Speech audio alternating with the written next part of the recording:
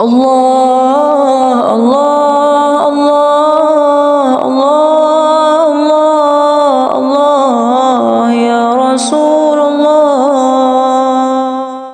Assalamualaikum warahmatullahi wabarakatuh. Sahabat lisan Islamiyah yang dirahmati oleh Allah Subhanahu wa taala. Pada kesempatan kali ini saya akan membahas ataupun saya akan menceritakan sebuah kisah yang berjudul ketika Khalifah Umar dikatakan sebagai khalifah yang gila. Apakah benar? Mari kita simak kisahnya. Namun sebelum itu, buat kalian semuanya, mudah-mudahan dengan kisah ini dapat bermanfaat bagi kalian semuanya. Dan juga jikalau ada yang berkeinginan untuk membagikan video ini, mudah-mudahan mendapatkan pahala jariyah dari Allah Subhanahu wa taala. Amin amin ya rabbal alamin. Kisahnya sebagai berikut. Memang betul Khalifah Umar bin Khattab telah berubah ingatan. Banyak yang melihatnya dengan mata kepala sendiri. Barangkali dikarenakan Umar di masa mudanya syarat dengan dosa, seperti merampok, mabuk-mabukan, malah suka mengamuk tanpa berperi kemanusiaan, sampai orang tidak bersalah banyak yang menjadi korban. Itulah yang mungkin telah menyiksa batinnya sehingga ia ditimpa penyakit jiwa. Dulu Umar sering menangis sendirian sesudah selesai menunaikan sholat, dan tiba-tiba ia tertawa terbahak-bahak juga sendirian. Tidak ada orang lain yang membuatnya tertawa. Bukankah hal itu merupakan isyarat yang jelas bahwa Umar bin Khattab sudah gila? Namun Abdurrahman bin Auf sebagai salah seorang sahabat Umar yang paling akrab merasa tersinggung dan sangat murung mendengar tuduhan itu. Apalagi hampir semua rakyat Madinah yang telah sepakat menganggap Umar betul-betul sinting, dan sudah tentu orang sinting tidak layak lagi memimpin umat atau negara. Yang lebih mengejutkan rakyat, pada waktu melaksanakan sholat Jumat yang lalu, ketika sedang berada di mimbar untuk membacakan khutbahnya, Umar berseru. Apa seruan itu? "Hai Sariyah, hai tentaraku, bukit itu, bukit itu, bukit itu," sebanyak 3 kali. Jemaah pun mulai geger kepalanya, sebab ucapan tersebut sama sekali tidak ada kaitannya dengan isi khutbah yang disampaikan Umar. Wah, khalifah kita benar-benar sudah gila, gumam rakyat Madinah yang menjadi makmum salat Jumat hari itu. Tetapi Abdurrahman tidak mau bertindak gegabah. Ia harus tahu betul apa sebabnya Umar berbuat begitu. Maka didatanginya Umar dan ditanyainya, "Wahai Amirul Mukminin, mengapa engkau berseru-seru di sela-sela khutbah engkau, seraya pandangan engkau menatap kejauhan?"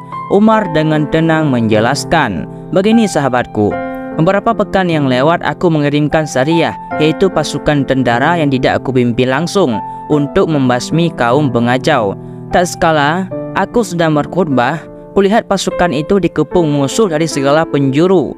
Kulihat pula satu-satunya benteng untuk mempertahankan diri adalah sebuah bukit di belakang mereka. Maka aku pun berseru, bukit itu, bukit itu, bukit itu, sebanyak 3 kali.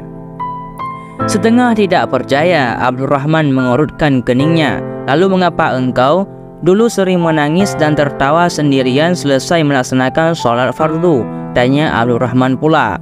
Umar pun menjawab, "Aku menangis kalau teringat kebiadabanku sebelum Islam. Aku pernah menguburkan anak perempuanku hidup-hidup, dan aku tertawa jika teringat akan kebodohanku. Kubuat patung dari tepung gandum dan kusembah-sembah seperti Tuhan. Bila aku lapar, ku makan Tuhanku itu."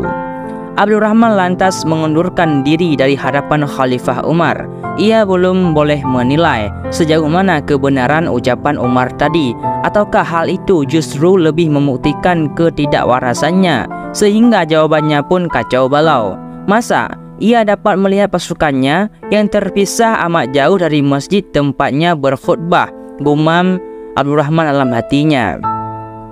Akhirnya bukti itu pun dapat datang tanpa dimintanya, yaitu manakala Sariyah yang dikirimkan Umar tersebut telah kembali ke Madinah. Wajah mereka berbinar-binar meskipun nyata sekali tanda-tanda kekalahan dan bekas-bekas luka yang diderita mereka. Mereka datang membawa kemenangan.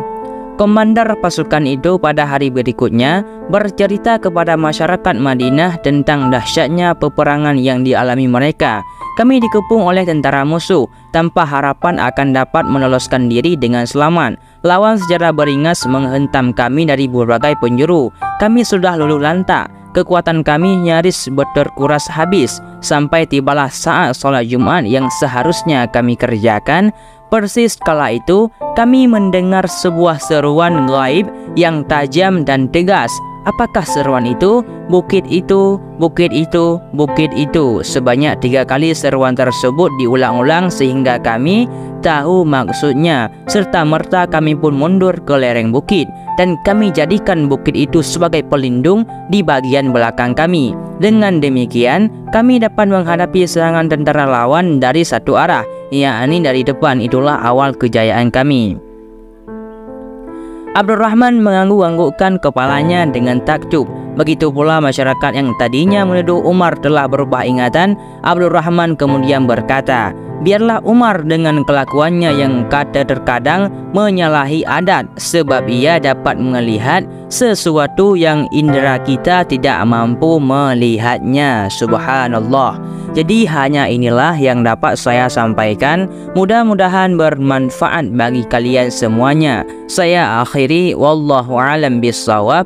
Assalamualaikum warahmatullahi wabarakatuh. Allah